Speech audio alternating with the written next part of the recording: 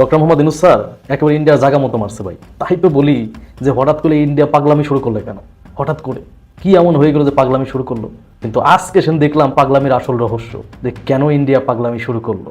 ভাই আমি পুরাই অবাক হয়ে গেছি। কার্যক্রম শুরু করছে, ওটা আবার চালু করবে, যেটা কিনা এশিয়া মহাদেশের দ্বিতীয় বৃহত্তম। দীর্ঘদিন যাবত যে আলোচনা ছিল সেই আলোচনা এখন বাস্তবতায় পরিণত হতে যাচ্ছে, এমনকি আর 2-3 দিন পরেই একটা বড় ধরনের চমক দেখতে যাচ্ছে বাংলাদেশ। ওই চমকের পাশাপাশি আরো একটা চমকপ্রদ খবর হচ্ছে, ডক্টর ইউনূসের এই ইন্টারন্যাশনাল লেভেল যে খেলাটা, সেই খেলাতে বাংলাদেশের জন্য বেশ কিছু পজিটিভ ভূমিকা তৈরি হচ্ছে। আমি এই বিষয়টা নিয়ে আপনাদেরকে, যে তথ্যগুলো আপনারা এখনো জানেন না, এই তথ্যগুলো নিয়ে কথা বলতে চাই। নজিরবিহীন একটা কাজ করেছেন এন্ড ভেরি ইম্পর্টেন্ট একটা কাজ করেছেন আমাদের বিডার যে চেয়ারম্যান বা বাংলাদেশ বিনিয়োগ বোর্ড যেটা আছে, তারা এই চুক্তির একটা সিগনিফিকেন্স আছে, এটা নিয়ে আমি আসলে কথা বলতে চাই। নির্বাচনে ফিরতে পারবে না আওয়ামী লীগ, সরকারের সিদ্ধান্ত কি ফাইনাল? মাননীয় প্রধান উপদেষ্টার প্রেস সচিব তো একথাই জানালেন। এর অর্থ কি? তাহলে কি বিএনপিও পারলো না আওয়ামী লীগকে রক্ষা করতে? শিক্ষার্থীদের যে স্বপ্ন, আমাদের যে স্বপ্ন, আমাদের যে অ্যাক্টিভিজম, যে আওয়ামী লীগকে আমরা নির্বাচন করতে দিব না, সেটা কি তাহলে সফল হচ্ছে? সরকারকে কি আমরা ধন্যবাদ দিতে পারি? চরমনায়ের সমালোচকদের গালের উপরে একটি চর থাপ্পড় কষে দিয়েছেন বিএনপির মহাসচিব মির্জা ফখরুল ইসলাম আলমগীর সাহেব। কখনোই সেটা রাজনীতির জন্য শুভকর নয়। মাতৃভূমি সুরক্ষা ও অন্য দেশের বিরুদ্ধে যুদ্ধ ঘোষণার জন্য একটি দেশের সামরিক শক্তি সবচেয়ে বেশি গুরুত্ব বহন করে। 2025 সালে একটি তালিকা প্রকাশ করেছে সামরিক শক্তি পর্যবেক্ষক প্রতিষ্ঠান গ্লোবাল ফায়ার পাওয়ার। এই তালিকায় শীর্ষে অবস্থান করছে যুক্তরাষ্ট্র। তাহলে বাংলাদেশের অবস্থান কত? এখন ভোট হোক, 1 বছর পরে ভোট হোক, বিএনপি হয়তো ক্ষমতায় চলে আসবে, কিন্তু যেভাবে তারা এটা চালাচ্ছে, এই 6 মাস ধরে যেভাবে চলছে সেভাবে যদি চলতে থাকে, তাহলে ভবিষ্যতে তাদের পরিণতি আওয়ামী লীগের মতো হবে না, এটা বলা যায় না। তাহলে সেই দলের নেত্রী বলছেন ফেব্রুয়ারি মাসে নাকি নতুন করে আসবে। এখন আপনি কি বিশ্বাস করেন ফেব্রুয়ারি মাসে শেখ হাসিনার একটা লোক রাস্তায় থাকবে? আমি বললাম যে শেখ হাসিনার নামে ব্যানার নিয়ে হরতাল করবে, পিকেটিং করবে, অবরোধ করবে, এরকম একজন আওয়ামী লীগ আপনার কাছে বিশ্বাস হয় যারা আসতে পারবে? প্রিয় দর্শক, বর্তমান সময়ের বাংলাদেশের রাজনৈতিক প্রেক্ষাপট বা রাজনৈতিক পরিস্থিতির উপর বিশ্লেষণ করে আপনাদের সামনে কিছু গুরুত্বপূর্ণ টপিকস নিয়ে হাজির হয়েছি। এমনকি আমি আশা করছি ভিডিও শুরুটা দেখেই বুঝতে পেরেছেন আজকের নিউজটি কতটা গুরুত্বপূর্ণ। তো প্রিয় দর্শক, যারা ভিডিওটি অন করেছেন তারা ভিডিওটি না টেনে সম্পূর্ণ মনোযোগ সহকারে দেখবেন, তাহলে ভিডিওর মূল রহস্য বা আসল ঘটনাগুলো জানতে বা বুঝতে পারবেন। তো প্রিয় দর্শক, আমি আর বেশি কথা বাড়াবো না, চলুন দেখে আসি আজকের সেই কাঙ্ক্ষিত ভিডিওগুলো। তবে তার আগে বলি, যারা এখনও চ্যানেলটি সাবস্ক্রাইব করেননি তারা চ্যানেলটি সাবস্ক্রাইব করে পাশে থেকে বেল আইকনটি বাজিয়ে দিবেন, আর যারা ইতিমধ্যে সাবস্ক্রাইব করে রেখেছেন তাদেরকে অসংখ্য ধন্যবাদ। তো চলুন দর্শক, আমরা একটা লাইক দিয়ে ধারাবাহিকভাবে সকল ভিডিও বিস্তারিত আলোচনা দেখে আসি। ডক্টর ইউনূসের এই ইন্টারন্যাশনাল লেভেল যে খেলাটা, সেই খেলাতে বাংলাদেশের জন্য বেশ কিছু পজিটিভ ভূমিকা তৈরি হচ্ছে। যদিও অতীতে এই খেলাগুলোতে একটা বিলিয়নস অফ ডলারের কালোবাজারি হয়ে যেত, মানে যে কোনো বড় ইনভেস্টমেন্টের ক্ষেত্রে সরকারে থাকা যে রাজনৈতিক দলগুলোর ক্ষমতাসীন কর্তা ব্যক্তিরা আছেন, আমলারা আছেন, সেখানে একটা বড় ধরনের কমিশন বাণিজ্য হয়ে যেত। কিন্তু এখন অন্তর্বর্তী সরকারের এই সময়টাতে আপনার এই কমিশন বাণিজ্যটা মোটামুটি বন্ধ আছে, আমরা যতটুকু বুঝতে পারি। তো আপনার বাংলাদেশের অর্থনীতির চাকাকে আরও সচল করতে এবার জায়ান্ট কোম্পানি, বা আমরা যদি বলি যে মধ্যপ্রাচ্য আরব রাষ্ট্রগুলোর মধ্যে খুবই জায়ান্ট একটা দেশ হচ্ছে দুবাই বা আবুধাবি। সেই আবুধাবি থেকে একটা বড় ধরনের সুসংবাদ নিয়ে এসেছে ডক্টর ইউনূস।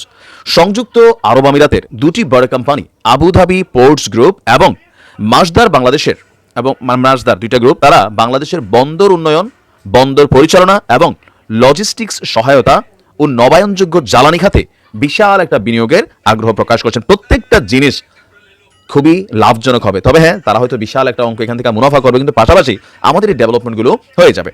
গতকালকে আপনার ঢাকায় রাষ্ট্রীয় অতিথি ভবন যমুনায় প্রধান উপদেষ্টার সাথে আবুধাবি পোর্টস গ্রুপের যিনি সিইও আছেন আহমেদ ইব্রাহিম আল মুতাওয়া এবং মাসদারের এশিয়া প্রশান্ত মহাসাগরীয় অঞ্চলের উন্নয়ন এবং বিনিয়োগ প্রধান ফাতিমা আল মাদলুম, তারা দুজন সাক্ষাৎ করে বাংলাদেশে এই বিশাল বিনিয়োগ করার আগ্রহ প্রকাশ করেছেন।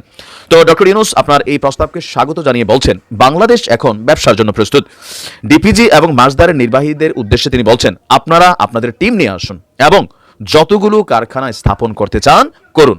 তো এই কারখানাগুলো যদি স্থাপন হয়, সেখানে হয়তো 5% যে কর্মসংস্থান এগুলো বিদেশিদের হাতে থাকবে, কিন্তু 95% যে কর্মসংস্থান এটা কিন্তু আমাদের দেশের মানুষেরই এই মুহূর্তে হবে। আবুধাবি পোর্টস হল 4র্থ বৃহৎ বন্দর পরিচালনা ও লজিস্টিক্স কোম্পানি।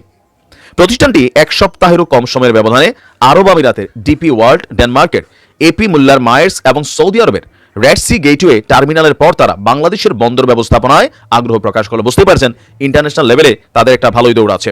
বাংলাদেশের প্রস্তাবিত 3 বেই টার্মিনালের মধ্যে একটি টার্মিনালকে আবুধাবি পোর্টস গ্রুপ চট্টগ্রাম বন্দর কর্তৃপক্ষের সাথে যৌথ উদ্যোগে অর্থায়ন করা, পরিচালনা এবং বহুমুখী টার্মিনাল এবং কন্টেইনার রক্ষণাবেক্ষণের মাধ্যমে নির্মাণের আগ্রহ প্রকাশ করেছেন। প্রতিষ্ঠানটির সিইও তিনি বাংলাদেশের সরকার প্রধানকে ধন্যবাদ দিয়ে তিনি আশা প্রকাশ করেছেন যে তাদের বিনিয়োগ বাংলাদেশের বন্দরগুলোতে জাহাজ চলাচল বৃদ্ধি করতে সহায়ক হবে। এবং জ্বালানির ইস্যু, এটা বাংলাদেশের জন্য অলওয়েজ একটা ফ্যাক্ট। তো নবায়নযোগ্য জ্বালানি ইস্যুতে আপনার মাসদার বাংলাদেশের উপকূলীয় অঞ্চলে পুনরুদ্ধারকৃত ভূমিতে 250 মেগাওয়াটের একটি সৌর বিদ্যুৎ প্রকল্প স্থাপনের জন্য 500 মিলিয়ন মার্কিন ডলার বিনিয়োগের প্রস্তাব দিয়েছেন। এটা আমাদের জন্য খুবই ফায়দাজনক হবে। মাসদারের আঞ্চলিক বিনিয়োগ প্রধান ফাতিমা তিনি বলছেন, বাংলাদেশে নতুন ধারণা প্রদর্শনের ক্ষেত্রে আমরা অনেক বেশি সহায়ক। মানে প্রযুক্তিকে তারা এখানে কাজে লাগাইতে চায়, দেশকে উন্নত করতে চায়, অবশ্যই তারা ব্যবসায়িক ফায়দা নেবে, কিন্তু প্রত্যেকটা প্রজেক্ট বাংলাদেশের জন্য কল্যাণকর। সাক্ষাৎকালে বাংলাদেশে নিযুক্ত আরব আমিরাতের রাষ্ট্রদূত বলছেন, প্রধান উপদেষ্টার হাই রিপ্রেজেন্টেটিভ খলিলুর রহমান এবং এসডিজি বিষয়ক সিনিয়র সচিব তারা এই ব্যাপারে আরো ডিটেলস আলোচনা করছে। দুবাই শাসকের পক্ষ থেকে ডক্টর ইউনূসকে আরব আমিরাতে অনুষ্ঠিতব্য ওয়ার্ল্ড গভর্নমেন্ট সামিটে যোগদানের জন্য আমন্ত্রণ পত্র দেওয়া হয়েছে। তো সবকিছু মিলিয়ে ইউনূস সরকারের অনেক ব্যর্থতা থাকতে পারে, তবে আভ্যন্তরীণ শৃঙ্খলাটাকে আনার জন্য সেনাবাহিনীকে আরও একটু শক্তিশালী হওয়া দরকার, পুলিশকেও আর একটু শক্তিশালী হওয়া দরকার। আর বিদেশি বিনিয়োগগুলো যত বেশি বাংলাদেশে আনতে পারবে, এটা বাংলাদেশের জন্য স্ট্রাকচারাল যে ডেভেলপমেন্ট হবে, কর্মসংস্থানের ডেভেলপমেন্ট হবে, এগুলোকে কিন্তু সাধুবাদ জানানোর বিষয়। বিভিন্ন দলের রাজনীতি করতে পারে, কিন্তু যখনই বাংলাদেশের স্বার্থ ইস্যু, সেখানে আমরা অবশ্যই ওই প্রস্তাবগুলোকে, ওই ব্যক্তিগুলোকে ধন্যবাদ জানাবো যারা এই দেশের জন্য বিনিয়োগ নিয়ে আসবেন। 5 আগস্ট স্বৈরাচার শেখ হাসিনার পতনের পর থেকেই বাংলাদেশের এই মুহূর্তের সবচেয়ে বড় রাজনৈতিক দল বিএনপির বিরুদ্ধে চাঁদাবাজি, লুটপাট, দখলদারিত্বের অভিযোগ আসতে শুরু করেছে। টেম্পো স্ট্যান্ড, বাস স্ট্যান্ড দখল, এই শব্দগুলো ব্যবহার করে সামাজিক যোগাযোগ মাধ্যমে বিএনপিকে নিয়ে রীতিমতো ট্রল করা হচ্ছে, প্রতিনিয়ত ট্রল করা হচ্ছে। কিন্তু তারপরে পরিস্থিতির কোনো উন্নতি হয় নাই, বরং প্রতিনিয়ত পরিস্থিতি আরও খারাপের দিকে যাচ্ছে। কারণ বিএনপির বিভিন্ন পক্ষ নিজেদের মধ্যে সংঘর্ষে জড়িয়ে পড়ছে। বিএনপির হাইকমান্ড বারবার বলার চেষ্টা করেছে তারা তৃণমূলকে নিয়ন্ত্রণের চেষ্টা করছে, কিন্তু তারা বেশিরভাগ ক্ষেত্রে ব্যর্থ হচ্ছে। তারা নানান উদ্যোগ গ্রহণ করেছে, কাউকে কাউকে তারা বহিষ্কার করেছে, কাউকে কাউকে শোকজ করেছে, কোথাও কোথাও কমিটি ভেঙে দিয়েছে, কিন্তু তারপরেও তৃণমূলকে নিয়ন্ত্রণ করা যাচ্ছে না। 6 মাস পার হয়ে যাবার পরও বিএনপির হাইকমান্ড তৃণমূলকে নিয়ন্ত্রণ করতে পারছে না। এই কারণে এখনও চাঁদাবাজি, লুটপাট, দখলদারিত্বের অভিযোগ আসছে, পাশাপাশি তারা এখন নিজেদের মধ্যে সংঘর্ষে জড়িয়ে পড়ছে। 5 আগস্টের পর শুরুতে যেটা হয়েছে, আওয়ামী লীগ যে জায়গাগুলো দখল করেছিল, হাট বাজার, বাস স্ট্যান্ড, টেম্পো স্ট্যান্ড, যে জায়গাগুলো থেকে তারা চাঁদা তুলতো, যেখানে তারা চাঁদাবাজি করতো, সেই জায়গাগুলো বিএনপি দখল করছে। কোথাও কোথাও আবার আওয়ামী লীগের সাথে বিএনপির একটা আন্ডারস্ট্যান্ডিং হচ্ছে, মিউচুয়াল আন্ডারস্ট্যান্ডিং, এমনটাও শোনা যায়। যাই হোক, বিএনপি প্রথমে সেই জায়গাগুলো দখল করেছে। এখন সেই জায়গাগুলোতে আধিপত্য বিস্তারকে কেন্দ্র করে বিএনপির বিভিন্ন গ্রুপের মধ্যে সংঘর্ষ শুরু হয়েছে। প্রতি সপ্তাহে আমরা দেখব বাংলাদেশের কোনো না কোনো প্রান্তে বিএনপির বিভিন্ন পক্ষ নিজেদের মধ্যে সংঘর্ষে জড়িয়ে পড়ছে, উভয় পক্ষই বিএনপি। গতকাল নারায়ণগঞ্জে বিএনপির 2 পক্ষের মধ্যে সংঘর্ষ হয়েছে আধিপত্য বিস্তারকে কেন্দ্র করে। সংঘর্ষ, এবং সেই সংঘর্ষে এমন একটা পর্যায়ে চলে গেছে যে সেখানে 5 জন গুলিবিদ্ধ হয়েছেন এবং পরিস্থিতি নিয়ন্ত্রণ করতে সেনাবাহিনীকে আসতে হচ্ছে। সেনাবাহিনীর হস্তক্ষেপে পরিস্থিতি শান্ত হয়েছে। উভয় পক্ষই বিএনপির 2 পক্ষের মধ্যে সংঘর্ষে 5 জন গুলিবিদ্ধ, সেনাবাহিনী এসে সেটাকে নিয়ন্ত্রণ করেছে। ব্রাহ্মণবাড়িয়াতে বিএনপির এক পক্ষ জুতা মিছিল করেছে আরেক পক্ষের বিরুদ্ধে, এবং তারা ঘোষণা দিয়েছে যে কোনো মূল্যে জেলা সম্মেলন তারা হতে দেবেন না, যে কোনো মূল্যে তারা জেলা সম্মেলন ঠেকিয়ে দেবেন। কার বিরুদ্ধে তারা মিছিলটা করেছে? বিএনপির বিরুদ্ধে। কারা করছে? বিএনপির আরেকটা অংশ।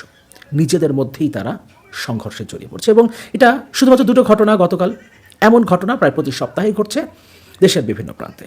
বিএনপির বিভিন্ন গ্রুপ তাদের নিজেদের মধ্যে সংঘর্ষে জড়িয়ে পড়ছে, এবং অধিকাংশ ক্ষেত্রেই আধিপত্য বিস্তারকে কেন্দ্র করে। গতকাল বিএনপির সিনিয়র যুগ্ম মহাসচিব রুহুল কবির রিজভী একটা অনুষ্ঠানে প্রশ্ন উত্থাপন করেছেন। বর্তমানে ডক্টর মোহাম্মদ ইউনূসের নেতৃত্বে যে অন্তর্বর্তীকালীন সরকার দায়িত্ব পালন করছে তারা জামায়াত সমর্থিত কিনা, এটা তিনি প্রশ্ন করেছেন। অথচ বিএনপির মহাসচিব মির্জা ফখরুল ইসলাম আলমগীর 5 আগস্টের পর থেকে, বা এই সরকারটা যখন গঠিত হলো তারপর থেকে দফায় দফায় বলেছেন ডক্টর মোহাম্মদ ইউনূসের নেতৃত্বে গঠিত এই অন্তর্বর্তীকালীন সরকার আমাদের সরকার। তিনি এভাবে বলেছেন, এই সরকার আমাদের সরকার। রাষ্ট্রের একটা বিশেষ ট্রানজিশনের সময়, বিশেষ গুরুত্বপূর্ণ একটা সময়ে আমরা সবাই মিলে, অংশীজনরা সবাই মিলে এই সরকারকে আমরা দায়িত্বে বসিয়েছি, তারা দায়িত্ব পালন করবেন, এই সরকার আমাদের সরকার। এই কথা দফায় দফায় বিএনপির মহাসচিব মির্জা ফখরুল ইসলাম আলমগীর বলেছেন। এখন হঠাৎ করে গতকাল বিএনপির সিনিয়র যুগ্ম মহাসচিব রুহুল কবির রিজভী প্রশ্ন উত্থাপন করলেন এই সরকার জামায়াত সমর্থিত কিনা। এখানে তিনি যুক্তি উপস্থাপন করেছেন, বর্তমান অন্তর্বর্তীকালীন সরকার বাংলাদেশের সকল শিক্ষা প্রতিষ্ঠানকে জামায়াতীকরণ করেছে, অর্থাৎ শিক্ষা প্রতিষ্ঠানের সর্বোচ্চ পদে জামায়াত সমর্থিত লোকদেরকে বসানো হয়েছে, এটা দাবি করেছেন রুহুল কবির রিজভী। 5 আগস্টের পর থেকে দেশের শিক্ষা প্রতিষ্ঠান থেকে শুরু করে সরকারি বেসরকারি স্বায়ত্তশাসিত বিভিন্ন প্রতিষ্ঠানের শীর্ষ পদে পরিবর্তন হয়েছে এবং আমরা জানি সেখানে কোথাও কোথাও বিএনপি সমর্থিত, কোথাও জামাত সমর্থিত, কোথাও বৈষম্যবিরোধী ছাত্র আন্দোলন, জাতীয় নাগরিক কমিটি বা ছাত্রদের যে অংশ, জাতীয় নাগরিক কমিটি বা বৈষম্যবিরোধী ছাত্র আন্দোলন সহ যে অংশটা সরকারের মধ্যে আছে ছাত্রদের, তাদের সমর্থিত কেউ কেউ এই জায়গাগুলোতে বসেছেন।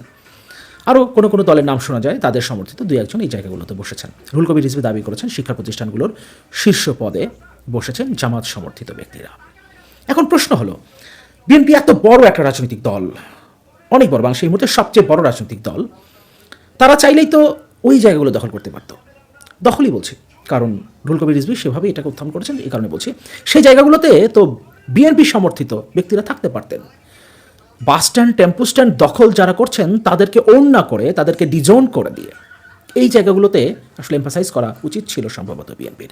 এখন আক্ষেপ করে তো লাভ নাই, কারণ শিক্ষা প্রতিষ্ঠানগুলো যদি সত্যি সত্যি জামাতিকরণ হয়ে থাকে তাহলে ভবিষ্যতে এটা জামাতকে ভবিষ্যতে রিটার্ন দেবে, কিন্তু বিএনপিকে তো দেবে না ওই বাস স্ট্যান্ড, টেম্পো স্ট্যান্ড, বরং এটা তাদেরকে আরও ডোবাবে। এই মুহূর্তে বাংলাদেশে যদি একটা নির্বাচন হয় তাহলে আপনি যে কাউকে প্রশ্ন করলে হয়তো তিনি বলবেন বিএনপি ক্ষমতায় আসবে। ফলে আগামীর বাংলাদেশ কি হবে? 5 আগস্ট স্বৈরাচার শেখ হাসিনার পতনের পর কিংবা জুলাই অভ্যুত্থানের, এত বড় একটা অভ্যুত্থানের পর বাংলাদেশের গণতান্ত্রিক রূপান্তর হবে কিনা, বাংলাদেশের সংস্কার হবে কিনা, নতুন বাংলাদেশ আমরা দেখতে পাবো কিনা, সেটা নির্ভর করছে বলে দেওয়া যায় বিএনপির ওপরে। কারণ এই মুহূর্তে যদি একটা নির্বাচন হয়, আমরা মোটামুটি দেশের মানুষ ধরে নিয়েছে এখন যদি একটা নির্বাচন হয়, একটা ফেয়ার ইলেকশন হয়, তাহলে বিএনপি ক্ষমতায় আসবে, নির্বাচিত সরকার তার পার্লামেন্টে থাকবে। সুতরাং যে আশা আকাঙ্ক্ষা নিয়ে জুলাই অভ্যুত্থানটা হয়েছে সেটার প্রতিফলন ঘটবে তখনই যখন বিএনপি দায়িত্বশীল আচরণ করবে। কিন্তু আমরা বিএনপিকে এখন যেভাবে দেখছি, বিএনপির তৃণমূলকে আমরা যেভাবে দেখছি, বিশেষ করে শুধুমাত্র তৃণমূল বললে ভুল হবে, জেলা পর্যায়ে, থানা পর্যায়ে, উপজেলা পর্যায়ে নেতারা আছেন বিএনপির, যারা নেতা বলে পরিচিত, যারা স্বীকৃত নেতৃত্ব বিভিন্ন জায়গায়, তারাও তো এই বিষয়গুলোর সাথে জড়িয়ে পড়ছেন। ফলে তাদের উপরে জনগণ কিন্তু আস্থা রাখতে পারছে না। হ্যাঁ, এখন ভোট হোক, 1 বছর পরে ভোট হোক, বিএনপি হয়তো ক্ষমতায় চলে আসবে, কিন্তু যেভাবে তারা এটা চালাচ্ছে, এই 6 মাস ধরে যেভাবে চলছে সেভাবে যদি চলতে থাকে তাহলে ভবিষ্যতে তাদের পরিণতি আওয়ামী লীগের মতো হবে না, এটা বলা যায় না। প্রিয় দর্শক, আমি আশা করছি ভিডিওটি সম্পূর্ণ মনোযোগ সহকারে দেখেছেন। সেই সাথে ভিডিও সম্পর্কিত কোনো তথ্য বা মতামত থাকলে কমেন্ট বক্সে জানিয়ে যাবেন। আজকের মতন এখানে শেষ করছি, ফিরে আসছি আগামী দিনে অন্য কোনো টপিকস নিয়ে। সে পর্যন্ত ভালো থাকবেন। আল্লাহ হাফেজ।